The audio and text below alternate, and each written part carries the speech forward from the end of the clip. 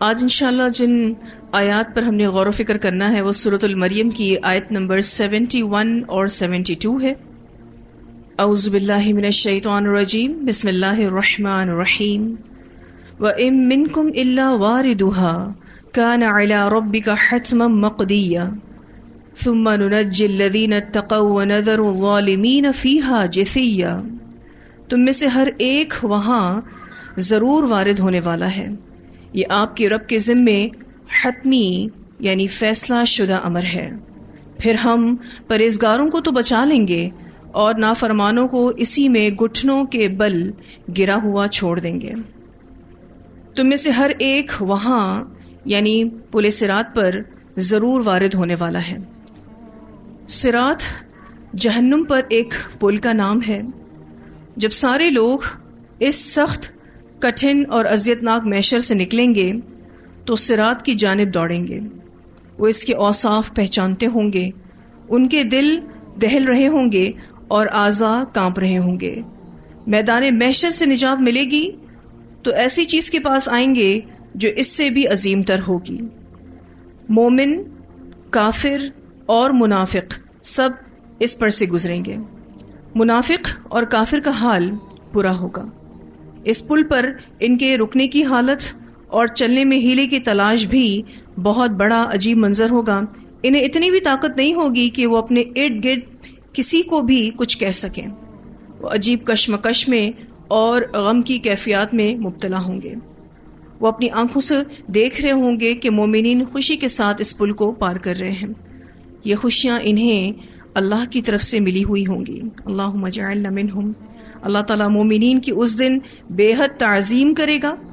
آگ ان سے دور کر دی جائے گی، اس لیے وہ جہنم سے دور ہو جائیں گے۔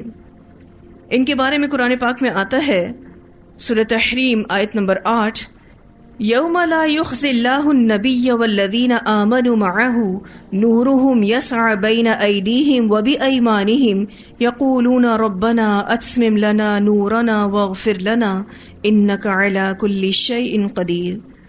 جس دن اللہ نبی کو اور ان کے ساتھ ایمان لانے والوں کو رسوا نہیں کرے گا، ان کا نور دوڑتا رہے گا ان کے آگے اور ان کے دائیں جانب۔ وہ لوگ کہیں گے، اے ہمارے رب، ہمارے لیے ہمارے نور کو پورا کر دے اور ہمیں معاف کر دے، بے شک تو ہر چیز پر قادر ہے۔ اللہ سبحانہ تعالیٰ قرآن پاک میں فرماتے ہیں کہ کل قیامت کے دن اللہ تعالیٰ نبی صلی اللہ علیہ وسلم اور ان کے ساتھ جو ایمان لائے ان کو رسوا نہیں کرے گا۔ یوم لا یخزی اللہ النبی والذین آمنوا معہ، اور ان کا نور ان کے آگے آگے اور ان کے دائیں جانب دوڑ رہا ہوگا، جس کی روشنی میں وہ اس پل کو پار کر رہے ہوں گے، اور ساتھ ساتھ کیا دعا کر رہے ہوں گے؟ ربنا اتمم لنا نورنا واغفر لنا انک علی کل شیء قدیر۔ یہ اتنا مشکل وقت ہوگا کہ زبانیں بند ہو جائیں گی اور دل گھبرا رہے ہوں گے، لیکن اس مشکل گھڑی میں مومنوں کے دلوں اور زبان پر ایک دعا کا الہام کیا جائے گا، اور وہ دعا یہی والی ہے۔ کون سی والی؟ ربنا اتمم لنا نورنا واغفر لنا انک علی کل شیء قدیر۔ مومنوں پر دعا کا الہام ہونا دعا کی قبولیت کی علامت ہے، اور یہ دعا کا الہام اللہ کی نعمت ہے۔ یہ اللہ کا عظیم احسان ہوگا اور اللہ مومنوں کے آنرز میں ان کو عطا کرے گا۔ مسلم کی روایت میں آتا ہے کہ سب سے پہلے رسول اللہ صلی اللہ علیہ وسلم اس پل کو پار کریں گے۔ اس دن رسولوں کی بولی یہی ہوگی، اللہم سلم سلم، اے اللہ سلامت رکھ، اے اللہ سلامت رکھ۔ اس دن انبیاء بھی صرف اور صرف یہی بول رہے ہوں گے، اور آپ صلی اللہ علیہ وسلم اپنی امت کے لیے دعا کر رہے ہوں گے، اے میرے رب میری امت کو سلامت رکھنا، اے اللہ میری امت کو بچا لے۔ ایسے میں مومنوں کا دعا کرنا واقعی بہت بڑی نعمت ہوگی، اور اللہ تعالیٰ نے قرآن پاک میں یہ دعا ڈال دی ہے تاکہ مومنین اس دنیاوی زندگی میں بھی اس دعا کو مانگیں، اور جب کوئی یہ دعا مانگے گا تو لازمی طور پر اپنی زندگی میں بھی اس کے مطابق عمل کرے گا۔ مسلم کی روایت میں آتا ہے کہ یہ پل صراط بال سے بھی زیادہ باریک ہے اور تلوار سے بھی زیادہ تیز ہے۔ ہم یہ باتیں الحمدللہ تفاسیر میں پڑھ چکے ہیں، لیکن دوبارہ سے ان باتوں کی دہرائی اس لیے کہ ہم اس عظیم آزمائش کو یاد رکھیں۔ یہ آزمائش اتنی بڑی ہوگی جس کو میدان محشر کی آزمائش سے بھی بڑا کہا گیا ہے. جیسے ہی تمام لوگ پل صراط پر چلنے کے لیے، اس کو عبور کرنے کے لیے پہنچیں گے، وہاں اندھیرا کر دیا جائے گا، ہاتھ کو ہاتھ سجائی نہیں دے گا، اتنا اندھیرا ہوگا. صرف اور صرف انسان کے اپنے اعمال کا نور ہوگا جس کی بیسس پر وہ اس کو پار کرے گا. کیوں اللہ نے ایسا پل بنایا اور جہنم کی پشت پر بنایا؟ لوکیشن تو آپ دیکھیے، کیا لوکیشن ہے اس کی، اس کا اسٹرکچر آپ دیکھیے، کس نوعیت پر وہ بنایا گیا ہے. بال سے زیادہ باریک، تلوار سے زیادہ تیز، اور اس پر اتنی پھسلن ہوگی. قدم وہی جما سکے گا جن کے اعمال بہت اچھے ہوں گے. تو اللہ تعالیٰ نے کیوں ایسا پل بنایا اور اس کا ذکر بھی ہمیں کیا، اس کی کیا حکمت ہے؟ اللہ تعالیٰ ہم سب کو یہ پیغام دینا چاہتے ہیں کہ اس پر گزرنا آسان نہیں ہوگا. اس پر اگر آسانی کے ساتھ گزرنا ہے تو اس دنیا میں خود کو صراط مستقیم پر رکھنا ہوگا، اور اس صراط مستقیم پر چلنا بھی آسان نہیں ہے، جیسے پل صراط پر چلنا آسان نہیں ہے. جب بندہ مومن خود کو اللہ کی فرمانبرداری کے ساتھ رکھتا ہے، دین پر عمل کرنے کی محنت کرتا ہے، ٹف سچویشن میں اپنے آپ کو سٹیبل رکھتا ہے، یعنی اس کو برداشت کرتا ہے، تو کل اس کا اس پل صراط سے گزرنا بھی آسان ہوگا انشاءاللہ. مسند احمد کی روایت میں آتا ہے کہ مومن اس پل سے آنکھ جھپکنے کی طرح، اور بعض بجلی کی طرح، کوئی ہوا کی طرح، کوئی تیز گھوڑی کی طرح، اور کچھ لوگ اونٹ کی طرح پار کریں گے. یہ جو پہلی بات تھی کہ کچھ مومن اسے آنکھ جھپکنے کی طرح پار کریں گے. اللہم اجعلنا منہم. اللہ مجھے، آپ کو، ہماری نسلوں کو ان لوگوں میں شامل کرے. پلک جھپکنے میں کتنی دیر لگتی ہے؟ اتنا کوئک، اتنا تیزی کے ساتھ. ڈیفینیٹلی ایسے اسٹرانگ اعمال ہوں گے جو ان مومنین کی اتنی سپیڈ ہوگی.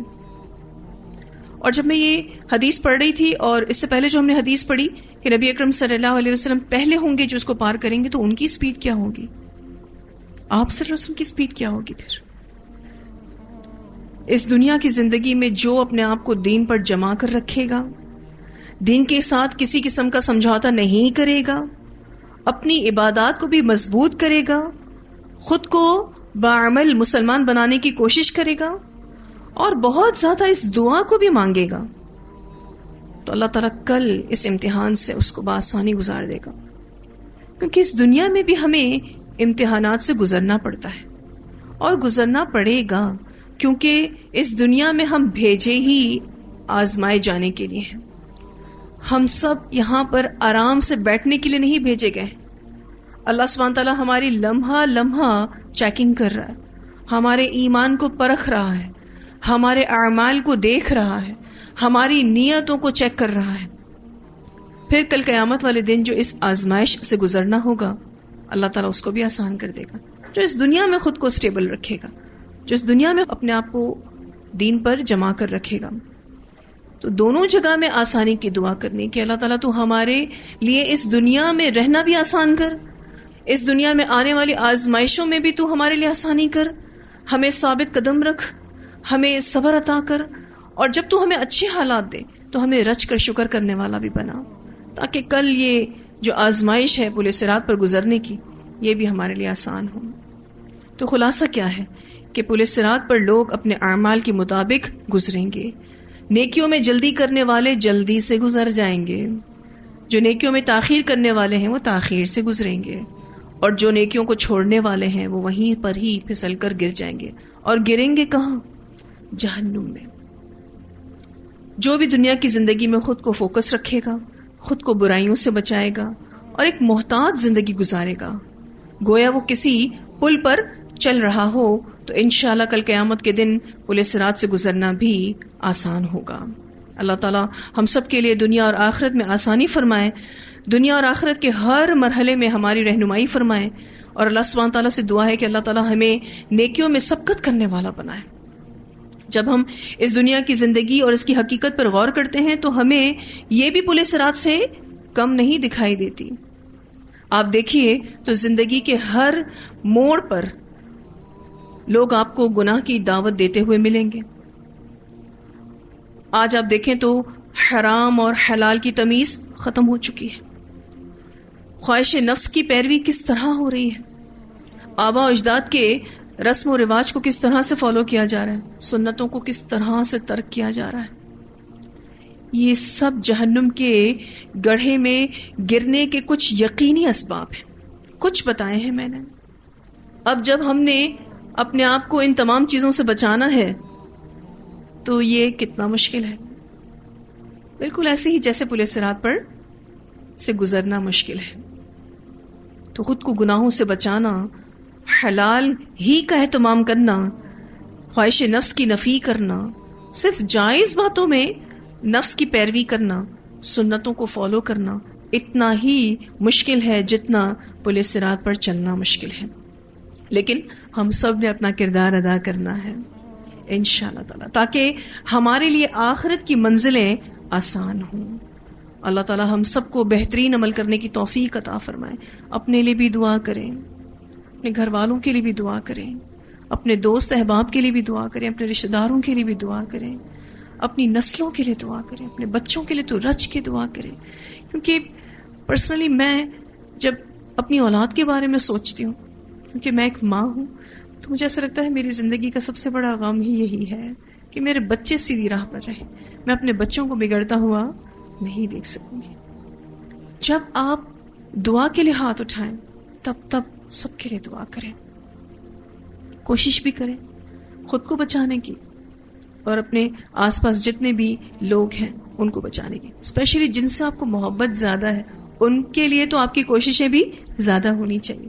پھر یہ کہ اور بھی لوگ ہیں جن کو آپ کو امر بالمعروف اور نہی عن المنکر کے ذریعے اس بڑی آزمائش میں آسانی کے لیے تیار کرنا ہے. بچانا ہے خود کو بھی اور دوسروں کو بھی بچانے کی کوشش کرنی ہے.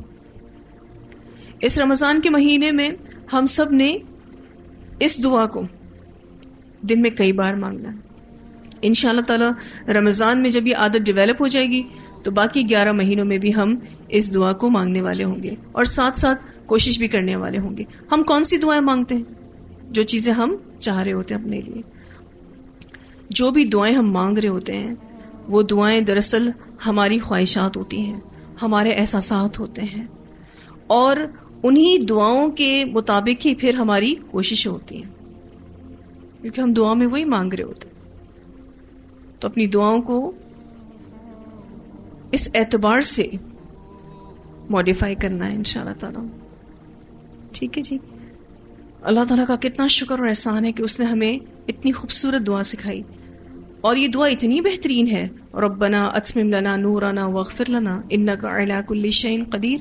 اس سے دنیا میں بھی اللہ تعالیٰ ہماری رہنمائی کرے گا اور انشاءاللہ تعالیٰ پل صراط پر بھی ہماری رہنمائی ہوگی. اور یہی سیم دعا ہم پل صراط پر بھی مانگ رہے ہوں گے انشاءاللہ تعالیٰ.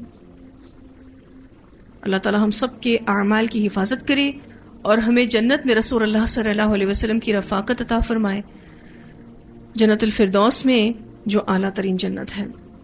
آج ہم اپنے غور و فکر کو یہیں پر ہی روکیں گے. وآخر دعوانا الحمد للہ رب العالمین. سبحانک اللہم وبحمدک نشہد ان لا الہ الا انت نستغفرک ونتوب الیک.